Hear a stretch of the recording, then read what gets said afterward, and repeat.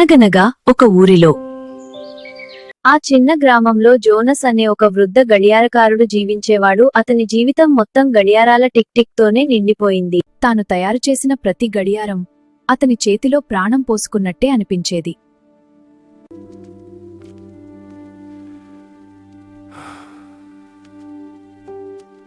నేను నా ప్రియమైన భార్యను నా జీవితంలో కోల్పోయాను.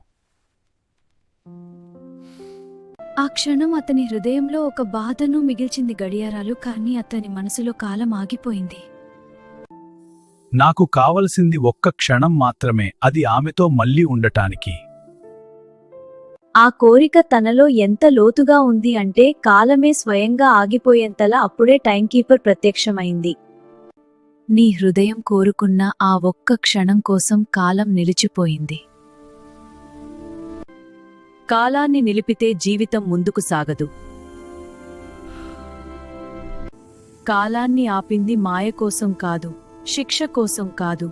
అవును, నా వేదన చూశారు. జోనస్, సమయం ముగిసింది. ఆమె వెళ్ళిపోయింది. లేదు, నేను వినను. ఆమె ఇంకా ఇక్కడే ఉంది. నిజం చూడు, మనం మార్చలేము.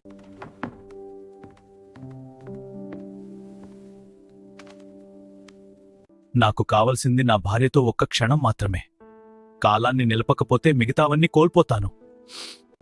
అప్పుడు అమ్మమ్మ రోజా, కాలాన్ని ఆపలేం కానీ దాన్ని జ్ఞాపకాలుగా మలుచుకోవచ్చు. నా కోరికను విడిచిపెడుతున్నాను. అది సరైనది జోనస్. ఒక టిక్ తర్వాత మరొకటి. పెండ్యులం కదిలింది. గోపురం వెలుగుతో నిండింది. అలా కాలం మళ్ళీ తిరిగి కదలడం మొదలుపెట్టింది. గ్రామం మళ్ళీ ఊపిరి పీల్చింది.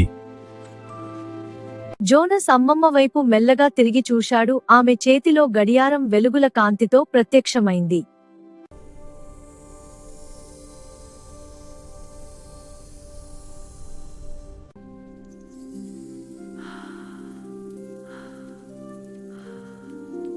అది వెచ్చని శ్వాసలా, జీవంతో నిండిన హృదయములా మృదువుగా టిక్ టిక్ శబ్దం చేస్తూ వినిపించింది.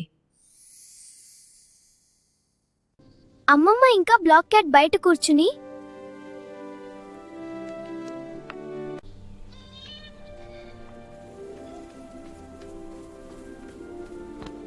పక్కనే మృదువుగా మొగుతున్న గడియారాన్ని చూస్తుండగా ఆ టిక్ టిక్ లో శబ్దంలో కాలం మళ్లీ కదలడం మొదలైంది. అలాగే వారి కథలు కూడా